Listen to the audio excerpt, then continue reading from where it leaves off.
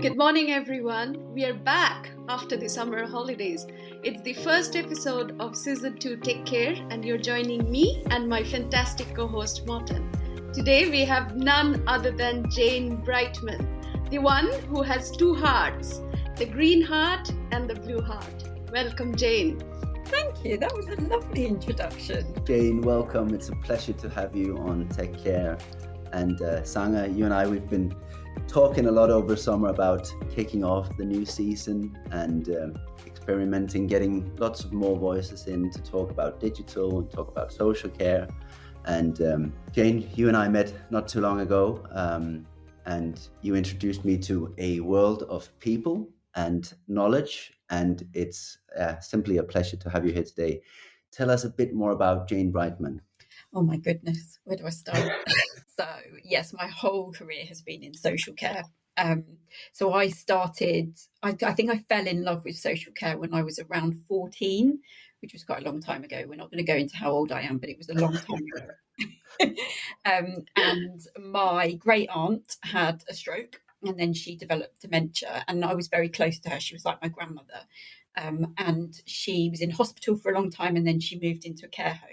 And I remember going into the care home to visit her and watching the staff and thinking, I want to do that job. That's like the best job in the world. I just absolutely fell in love with it. And then I did, for my work experience, I spent some time in a daycare centre for older people, and just was thinking, this is the dream. And I think at the time I was kind of pushed into going into social work by sort of the school and my family, do a degree, go down that kind of route. So I went into went to university, went into social work, but I'd kind of already been working in a care home to sort of pay my way through university, and just fell in love with social care really, and didn't love social work. And I know it might be the wrong thing to say, but it just wasn't right for me. It was very much about kind of funding and all of that kind of stuff. And it wasn't about the great stuff, which was just working with people and, living alongside people in their lives and their troubles and their happy times. And that's what I really, really loved. So when I came out of university, I just went straight back into social work and then kind of went into management, then moved into learning and development. Because I really enjoyed that side of things, still do, very, very interested in how we learn and the best way to kind of impart knowledge to people and help people to kind of move on in their careers. And I set up my own training company with my business partner, and we had the training company for 10 years. It's called Venus Training and Development. Love the name. Yeah, female-owned business for sure. And we did that for 10 years, and we had a great time. We had an absolute blast, and we were doing apprenticeships, we were doing sort of qualifications, care certificates, all of those kind of things. But things became very difficult with government funding, and we found that the quality wasn't quite the same as what we wanted to deliver. So we decided to close the business after 10 years. And then I went to work for Skills for Care, did 5 years with Skills for Care, looking after kind of national quals, apprenticeships, care certificate, all the stuff I really loved. But left there just after the pandemic had started, and sort of had a foray with the Institute of Health and Social Care Management, which is where I met both of you two. So that was definitely worth it. And I did quite a bit of work with the Better Security, Better Care programme, which is the cybersecurity programme for social care, and I'm sure we'll talk about that in a bit. And now I'm with the NHS Transformation Directory, which is what used to be NHSX, but that's sort of closed now. And I'm in a joint policy and implementation unit looking after digitising social care, so helping care providers to become more digital, and all of that kind of stuff. And we're definitely going to come back to that, because there are, lots of interfaces where you and I talk professionally and also personally, of course, about these things. And you're doing some marvelous work that I think we should tell everyone who listens to Take Care about. But I still firstly want to go to me being a first-time Twitter user, and then this profile comes up that's called the Outstanding Managers Society. No. Network. Yeah, you had it right. Yeah, I was right in the first place. And this person who had such a positive attitude to working with others, recommending peers. And I, of course, started researching, what is this network and what do they do? And then obviously you came up, but you also came up with that network, and it has thousands of users. What is that really?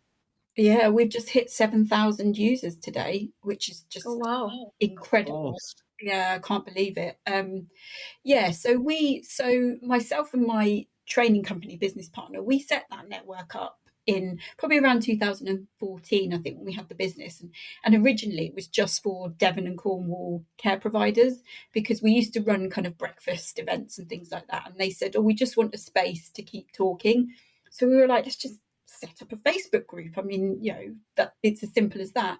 And people kept asking to join from, Liverpool and London. And we were like, well, why would they be interested in what we're doing? But actually, it was just a place to go and kind of talk to each other as peers. And we just decided to open it up at that point. And I think it got most of its followers, sort of in the pandemic. So as soon as the pandemic hit, we were getting something like 300 people joining, a week during the pandemic. So it was just, people needed somewhere to go and just moan, cry. I mean, we get lots of emotional stuff on there. We get lots of, supportive stuff on there. Care managers on there are amazing. They share their stuff, just with each other. Someone will go on and say, oh, I'm desperate for a such and such form. And everybody goes, here, have mine. I'll send you mine. I've put one in the files. It's just the most amazing place to see that stuff happen.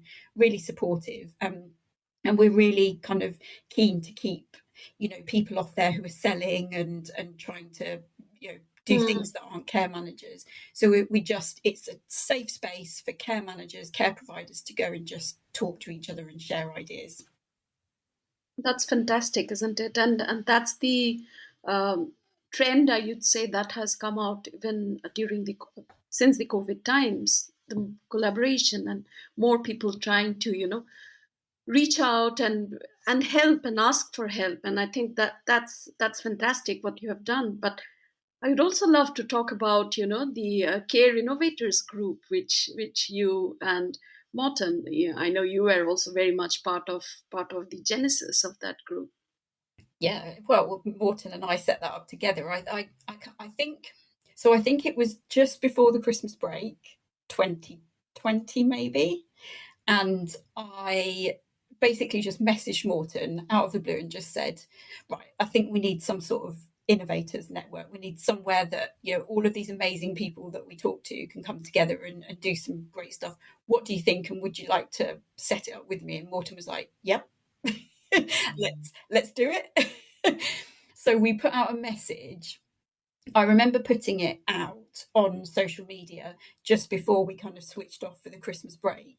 And I just was inundated. I can't tell you. I spent most of that Christmas just responding to people saying, yeah, I want to be part of this. What is it? And I was kind of like, I don't actually know what it is, because Morton and I really haven't sat down and thought that through. We just think it would be a good idea. And is anyone kind of interested? I don't think we expected that, did we, Morton? We just thought, this is going to be a few people that get together and that'll be great.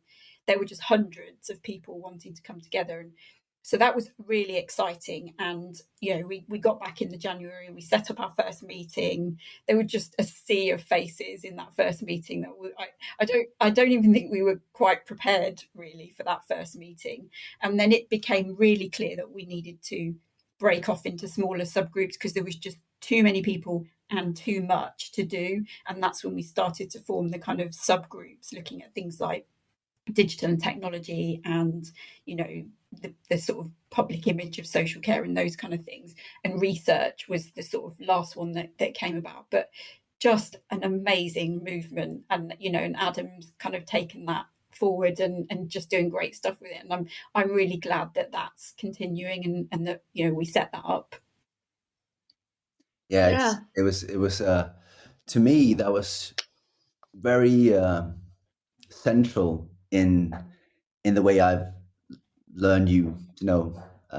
It's to have that kind of engagement and not get anything back from anyone, but just wanting to share and alleviate burdens, and having that at the end of the tunnel vision as you had for collaboration. You're kind of a person that really gathers good people around you, I suspect, eh? I like to do that because I'm not that clever and I'm not that bright and I don't have any of the answers. So what I think is if I surround myself with the really clever, bright people that can make stuff happen, then that great things will happen. If I just kind of march along by myself, nothing's going to happen as a result of that. We're so much stronger together, and there are so many amazing people out there in the social care world. Care providers, people on the front line, people drawing on social care, and people like yourselves, the innovators, and just amazing stuff can happen when we come together. I completely agree to that, and we are seeing things. We're seeing so many ideas coming to fruition, and so many people trying to think differently. So which is absolutely great, and thank you both for really laying the foundation for the others to come and join and give and share. I think that's great. So let's speak tech, let's speak digital now, because this podcast is all about trying to encourage our sector to be much more open to real good tech, and remove some of the fears that somewhere still continues to lurk. So yeah, it'd be great to hear what are some of the initiatives that you are working on. There's a lot of talks going on about integrating the NHS and the social care, and how you see that shaping up. Yeah, definitely. So the team that I'm working in, we're working really closely with the 42 new ICS, so the integrated care systems, and we've got funding that is flowing through those ICS. But it doesn't stop at the ICS. It's about them being able to recruit someone who's a social care digital lead within their area, who can really support the care providers within that kind of ICS footprint. But also they've got funding to give to care providers to help them to buy tech, to help them to kind of make sensible decisions about what platforms and systems they might want to purchase. So our biggest focus is around what we call digital social care records. The rest of the sector will call those digital care plans. So exactly the kind of stuff that Sequoia does, all of that kind of tracking and recording of people's care. That's our biggest focus, and we've got a government commitment that 80% of care providers will be using a digital social care record by 2024. So we've got a lot of work to do, because we think there's around 45% of care providers are using them, and then there's around kind of 30% of care providers who are using some tech, but mostly kind of paper. And then we know there's quite a lot of care providers who are still just using pen and paper, and they are really hard to reach, and we've got to do a lot of work to engage with those care providers and give them the confidence and the sort of the skills to be able to make some decisions about what tech they want to use. So we have an assured supplier list, which is a list of digital social care record suppliers, and those suppliers have jumped through some quite robust hoops, as Morten will know. But that's really important, because we want care providers to be buying the top quality solutions.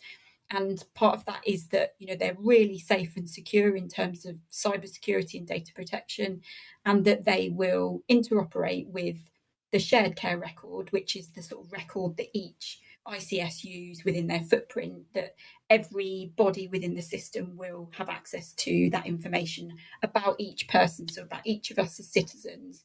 You then won't have to go in and repeat your story to every GP that you see, or every clinician that you see, or the care home. So the idea is really making that smooth transition to sharing information.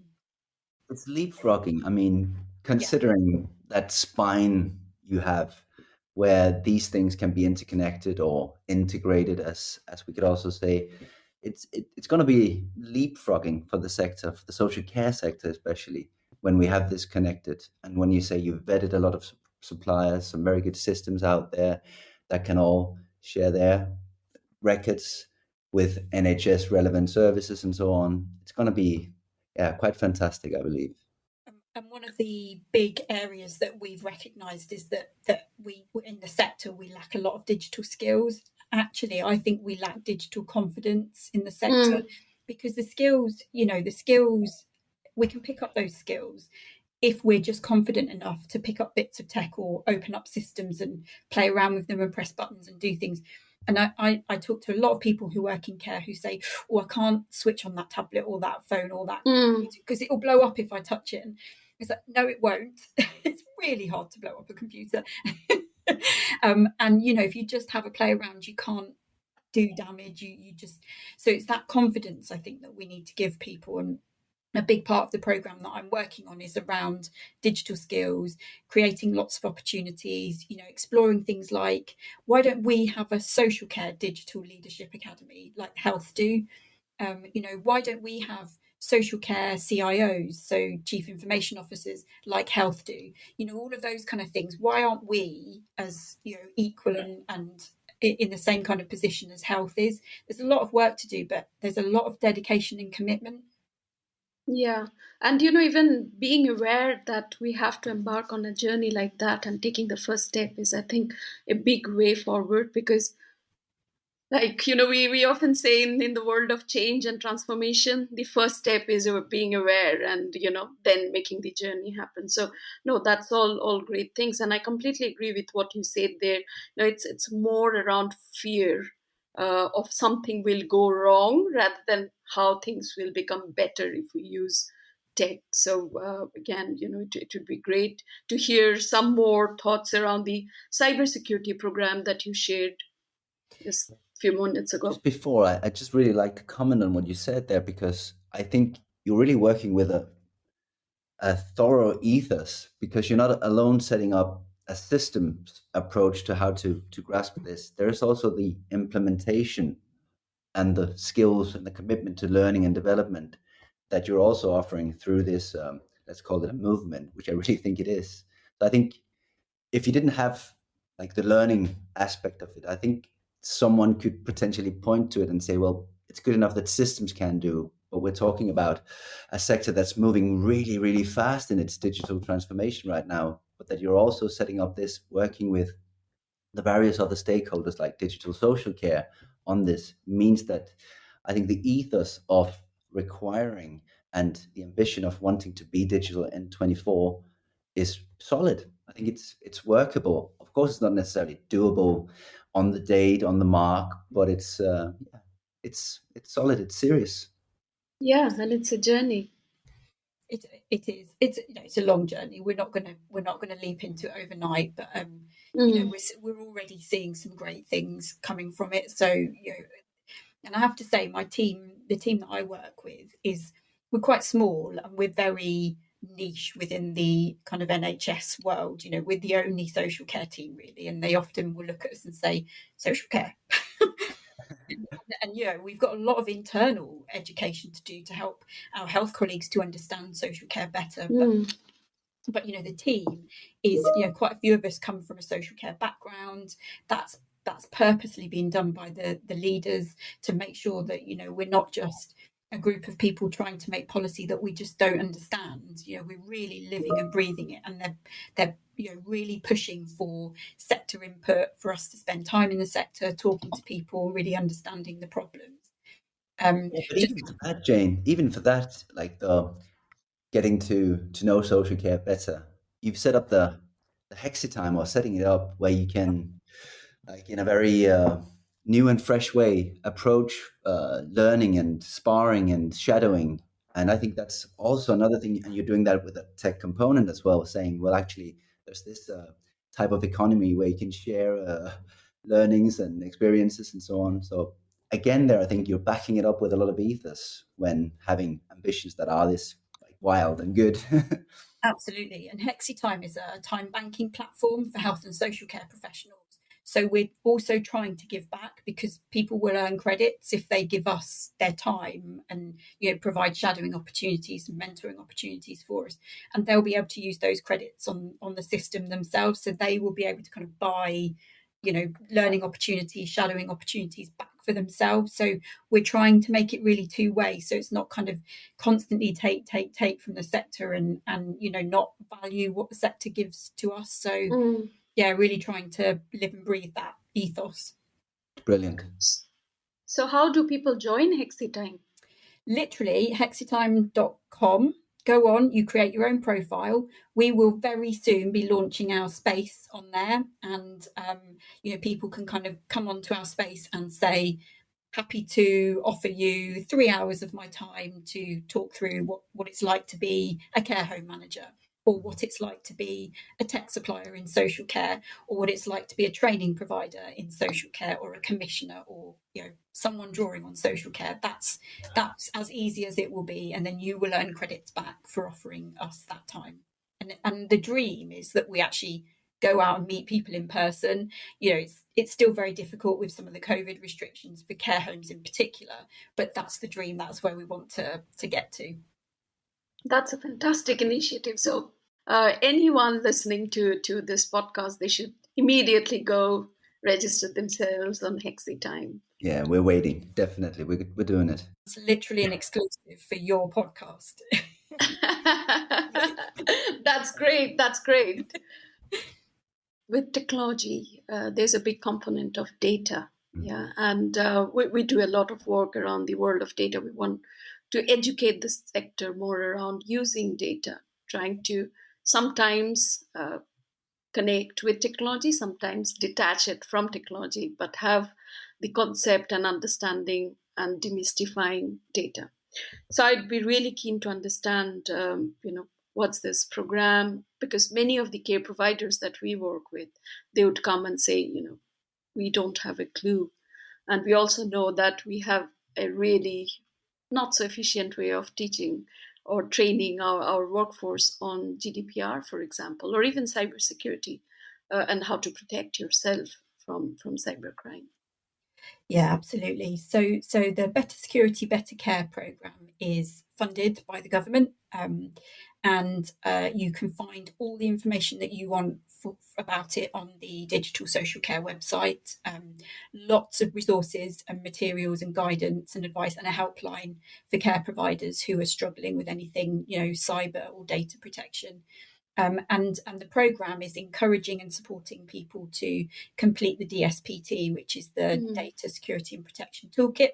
And that is just like a self-assessment for care providers to help them to really think through all of the sort of things that they might want to do to protect themselves as a business from cyber attacks and those kind of things, data breaches. Loads and loads of support out there. There is a local support organisation in every single area of England, and it's all totally free to care providers. They run lots of webinars. They will literally do one-to-one sessions with you as a care provider and hold your hand through completing the toolkit. There's just there's so much support. I don't know how many years of that support we'll have available. So I would encourage every care provider to access that. As the Better Security, Better Care will probably kill me for saying this because they'll be inundated with providers. But you can go onto the Digital Social Care website and you can find the name and contact details of the person in your area. Contact them and they will literally hold your hand through the process. I can't recommend it highly enough because we've spoken to care providers who have had cyber attacks and it's awful. And you want to protect yourself as a business and all of that kind of really sensitive data that you hold about people. So yeah, highly recommend. Absolutely, and thanks for sharing the details. And again, another one for all our listeners. Please go and check that out. This has been fantastic, isn't it, Morten? Like, I know you and we can go on and talk with Jane for probably weeks and months without break. But yeah, unfortunately, we did write to each other that we knew we could probably go on for a few hours, but we wanted to keep it short and focus in on, of course, on what you're doing now, Jane, and all of that work. And I see that our producer is also telling us that he's got the links written down, so they'll be available in the show notes. So everybody who wants to go there can also go directly to Jane's good recommendations. But wonderful to see you again, Jane. Lovely talking to you today. And you too. Thank you for having me. It's been an absolute pleasure, and you two are kind of people who I look up to in the sector, doing absolutely amazing things. So it's a joy to spend time with you both. Thank you, but it's Thank the other you. way around, Jay. Exactly. We look up to you. Yeah, absolutely. Take care, everyone. Thank you, and take care. Bye for now.